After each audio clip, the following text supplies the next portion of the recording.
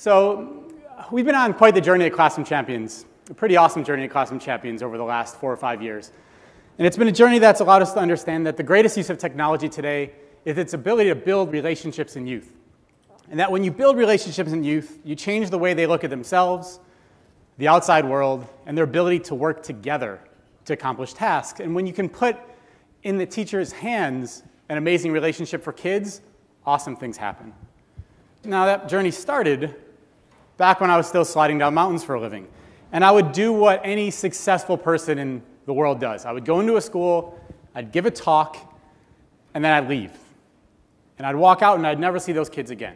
And I'd go, if 1 or 2 kids listened, it was worth my time. And chances are, it probably wasn't. So we decided we could do better. My sister and I, who were the children of educators, decided that the reason we knew we could do better is because kids need a relationship with the person they're learning from to learn.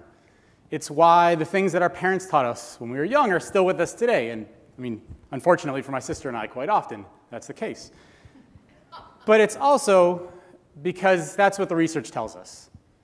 The research shows us that if you can give kids a quality relationship with an adult, you erase otherwise significant environmental risk factors. So what that means is you take a kid in a low-income, high-crime area and you give them somebody who believes in them, and give them somebody who they believe believes in them, and really, really awesome things happen. It's that simple. If you want behavior change, you have to start with relationship and then move from there. And so how would you do that? Relationship change, relationship doesn't happen in 1 visit, 2 visits, 3 visits. So the obvious answer is technology. That's our answer. We know that. But let's step back, and I brought in a quote for us here. It has changed the whole face and state of the world. Anybody know who said that? Francis Bacon. Anybody know who Francis Bacon is?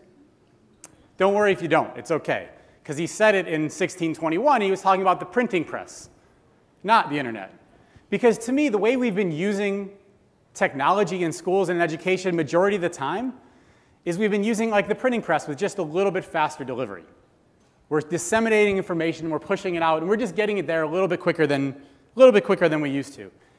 And that's not how kids learn. Kids learn through relationships. So I brought another example here for you to show you how kids feel about meeting somebody through a Google Hangout that they've created a relationship with through the entire year. And they are asked what they thought of it today. That we got to ask her questions. Learning more information about Haley. And to meet face-to-face with her and let her answer our questions. Listening to her answer our questions. Did you hear what she said? To meet face-to-face. Because this is face-to-face for them. She didn't say to meet face. We met her face-to-face via Skype or via Google Hangout. She just said we met her face-to-face. This is how they form relationships. Not here to talk about whether that's right or wrong. I'm here to talk about that's how they form relationships. And we want to be able to use that because the greatest use of technology today is its ability to build relationships between kids and teachers and people in the outside world who they have otherwise no ability to connect with. We're breaking new ground at our nonprofit Classroom Champions by partnering with teachers in their classrooms to create real relationships with people who are the best in the world at what they do. Today, they're Olympians and Paralympians, and they're partnering with over 120 teachers in over 100 schools across the US, Canada, and Costa Rica, and there's more to go where that's coming from. We call them mentors, and they're changing the way kids look at grit and resiliency and perseverance, and they're doing it with low-income schools across the country. We create a system that's engaging to the mentors, the teachers, and the kids. We use all kinds of different channels and all kinds of different technology. We've created a scalable system and network that brings them all together on a consistent basis that builds that relationship. Now, we've been told by our teachers in our Title I eligible schools that our kids quite often don't have people in their neighborhoods or their communities that role model the process of excellence to them. So we provide these schools with technology that they need in order to facilitate that connection. We provide full-time support and professional development opportunities for our teachers, and we train our mentors in how to deliver messages and lessons to kids. Now, conversations are happening via video lessons on YouTube, and kids sending messages back via YouTube, and on Twitter and Google Hangouts and Blogger and a private G+ network. And you see relationships like this happen, where you've got an Olympic gold medalist, Meryl Davis, who you may remember Meryl and Charlie from winning Olympic gold medal in Sochi.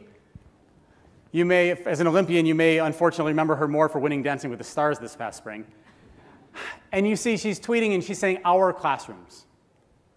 Because we've created a feeling of ownership between the mentors and the mentees. These are their Olympians, these are our mentors, these are our classrooms. Christian Taylor is an Olympic gold medalist track and field athlete. He's having a conversation with a teacher. Kay Jasmine, 24, is a teacher in Florida. And they're conversing about what's happening. We've created a network and a scalable system that allows people to easily give back, utilizing all the channels we're on all the time from the devices that are in our pockets. And all it takes is this and kids being able to see that. Now, this is a girl in Kansas City. Now, I talked earlier about how relationships change the way kids look at themselves. So a teacher had posted this. This is Mary's work. And it was during Steps to Success in January, which is one of our months that we look at, that we focus on. And the teacher posted this to our internal network. And their Olympian that year was Emily Cook, who's a freestyle aerialist skier. And Emily just simply hopped on there and typed in awesome on the internal network. Think of it like a comment on a Facebook page. Teacher comes to school the next day and shows the kids that Emily saw their work, and they got excited, and they loved that the work they produce is seen by their mentor. And as the kids headed to lunch, and Mary walked over to the teacher, and she turned to her and said, I never thought an Olympian could think something I did was awesome. How do you think Mary felt about her schoolwork after that?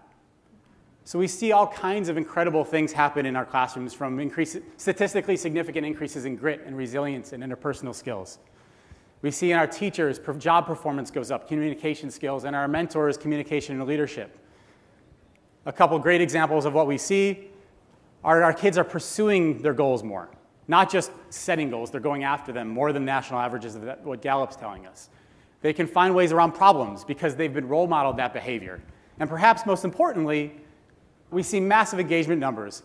And engagement's important because just last week, University of Chicago released a study of 20,000 school kids from the Chicago public schools. You know what it said?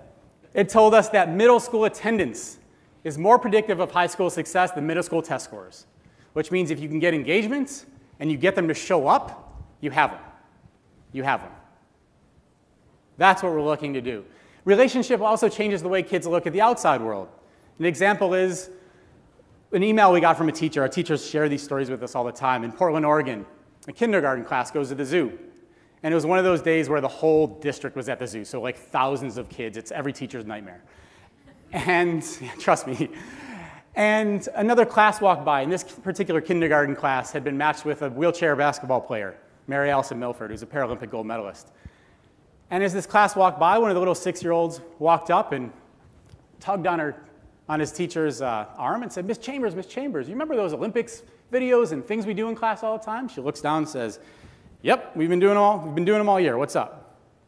That little girl that walked by didn't have a hand. I wonder what sport she does. Relationships change mindsets. They change behavior. We look to expose kids to the worlds and people that they would have otherwise no access to do. And when kids know people who do big things, they're certain they can do big things too.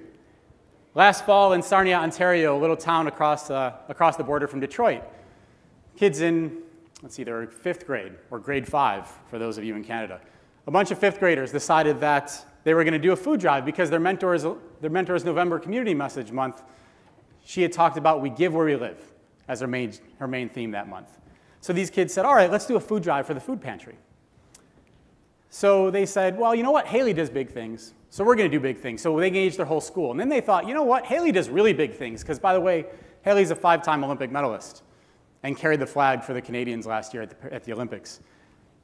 So Haley does big things, so we're going to do big things. So they engaged 10 schools in the area, 3,500 kids, and they raised 16,500 canned goods for the local food shelter. All because 22 kids knew somebody who does big things, so they're positive they could do too, because that person is just like them. When we hide our people doing amazing things in business and arts and sports, and we hide them on the cover of magazines and up on pedestals, we lose kids believing they can do that too. But when all of a sudden kids know those people, the sky's the limit. And that's what gets me really, really excited, is there's all kinds of amazing people in this world doing awesome stuff.